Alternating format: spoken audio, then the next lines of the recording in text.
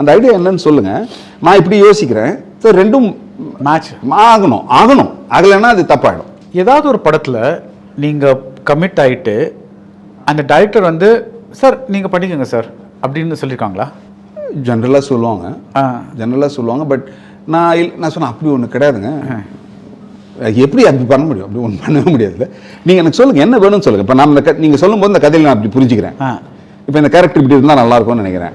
இப்போ நீங்கள் எனக்கு சொல்லுங்கள், அந்த கேரக்டர் நீங்கள் எப்படி யோசிச்சிங்கன்னு கேட்பேன். சில பேர் சொல்லுவோம், இல்லை எல்லாருக்குமே அது யோசனை இருக்குங்க. ஆனால் நம்மக்கிட்ட அதை அப்ரோச் பண்ணுறதுக்கு ஒரு தயக்கம் இருந்துக்கிட்டு, அது தயக்கத்தினால சார் நீங்கள் பண்ணுங்க சார், அதை பார்த்துக்கலாம் சார் அப்படின்னு சொல்லுவாங்க. பார்த்துக்கலாம்னா என்னன்னா நீ பண்ணு, நான் அப்புறமா உள்ள வரேன்னு அர்த்தம். அதை நான் முதல்ல கேட்டுறது. இப்போ நீங்கள் ஒன்று வச்சுருப்பீங்களா, உங்களுக்கு ஒரு ஐடியா இருக்கும். அந்த ஐடியா என்னன்னு சொல்லுங்கள். நான் இப்படி யோசிக்கிறேன். சார் ரெண்டும் மேட்ச் ஆகணும். ஆகலைன்னா அது தப்பாயிடும். ஆகலைன்னா படம் வராது. ஸோ அப்போ அது ஆகிறதுக்கான முயற்சிகளை மேற்கொள்ளும் அப்படின்னு சொல்லி தான் போவேன். பட் அது அடுத்த செகண்டில் உள்ளே வந்துடுவாங்க. சார் கொஞ்சம் இப்படி இருக்கலாமா வந்துடும். அதுதானே வேலை, அவங்க வேலை வேலை. GT Holidays, South India's #1 travel brand. You know you are special when you're with GT Holidays.